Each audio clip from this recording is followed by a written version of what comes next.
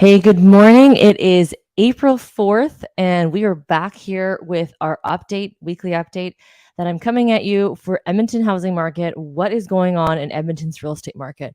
So you'll be happy to know we should be getting stats this week, and I will be filming our March, like what happened in the whole month of March.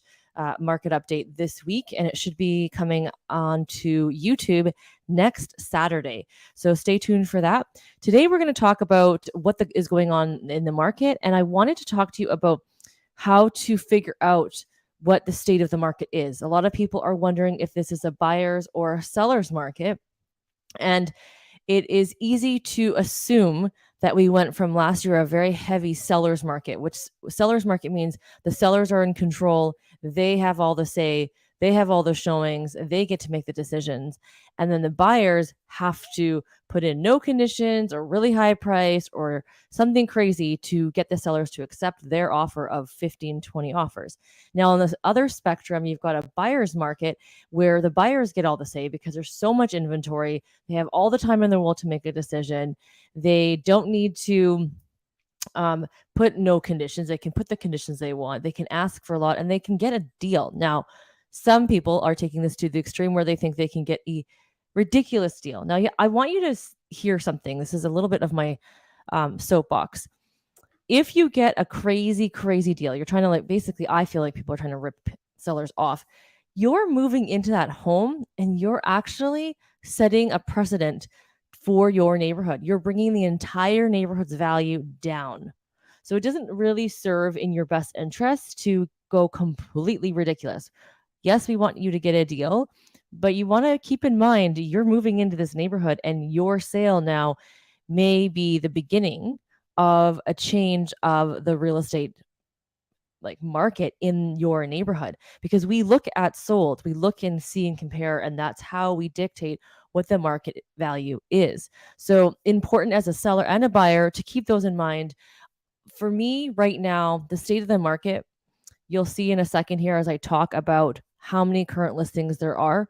We have less listings than we did a few years ago, but we still have the same amount of sales. And so in that regards, it's not a seller's market like it should be. But because of the interest rates and because of the lack of confidence with buyers, and buyers are trying to get a crazy deal. So they're not meeting together, right? A seller's only going to sell their house for what they're willing to do.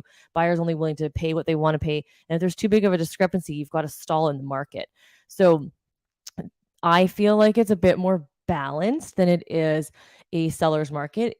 Numbers look like it's a seller's market, but in the field, when I'm selling properties as a list agent, I am seeing properties, some of them fly off and we get multiple offers and lots of showings. Some of them we get a decent amount of showings, we get a multiple offer, but it's not what you think multiple offers are. So, and we've been seeing a lot of deals fall apart because of the lack of pre-approval and financing. So it's really important that you're actually getting that financing done because there's so many deals that are falling apart. So if it's pending, might be worth keeping an eye on because it might come back on the market. So currently there are 2,626 listings in Edmonton as of today's date. In St. Albert, 178, in Sherwood Park, 93, and Spruce Grove, 175. Those numbers haven't changed a whole lot in the last week and week to week that we've been doing these updates, but I did take a look at numbers from July 2nd, 2020. We had 3,535 active listings, and previously it was 3,706. So in 2020, our listings were at an all-time high before the market started to take off. We had a lot of listings, and we are getting down there. I mean, it's 1,000 listings different, but the sales are not totally the same. Like the sales were 196 to 240 a week. And if you take a look at this week's sales, in the last 7 days, we've seen 168. So a slight difference, nothing too crazy, but that doesn't make up for the 1,000 inventory difference. So that is a big difference in terms of that. Now, if you take a look at St. Albert, Sherwood Park, and Spruce Grove, they're all quite similar week to week. And it's interesting because they're not really changing a whole lot. It looks like Sherwood Park had a little less sales. Now, solds are what happens when the offers have had their conditions removed. And so what will be more telling is what happened in the last week. So how many offers got written this week?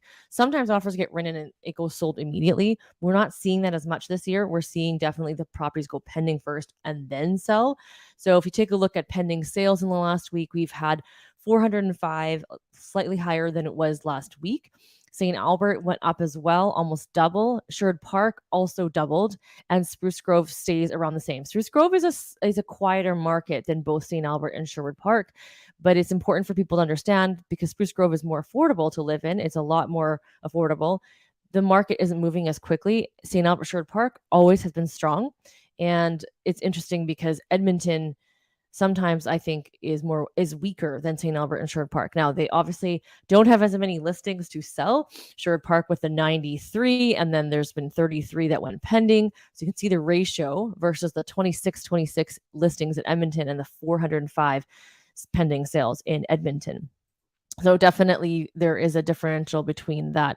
Now, if you take a look at when is a good time to sell, because you're wondering, hey, if there's no inventory in the market, does that mean it's a good time for me to sell? A, yes. B, it's spring, it's April. I know the weather isn't reflecting it. It's supposedly going to look nice next week. So that would be really nice. Definitely, it is now the prime time to sell. Not only is it spring market, even if the market was flooded with inventory, there's also more buyers flooding the market. So right now there's more buyers looking, and when I'm helping buyers, we're lacking inventory to look at. So we're looking back at new build options as an extension of inventory. The new build inventory is starting to come down in price. Still not what it was, and it won't be what it was in 2020, but it's still an extra arm of inventory. Now, keep in mind, what you get for your money in new builds is very different than what you get in resale. A couple years ago, you could get about the same or better. Now you're definitely looking at a little bit less. So, for example, the average home of a double garage attached to the front of the house, let's say 10, 15 years old, we're looking at 500 to get something pretty decent in the resale world. And if you're looking at new, you're probably looking at more like 600, maybe low fives because of their price changes. So there is a $50,000 to $100,000 difference between the new build and the resale world right now.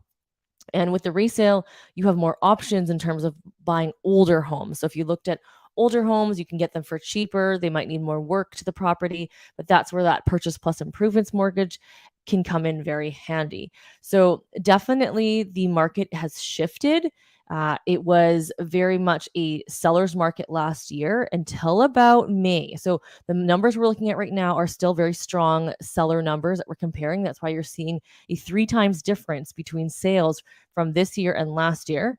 But our market started to shift in May last year. That's not normal. The market doesn't typically shift until June. So it took a shift in May.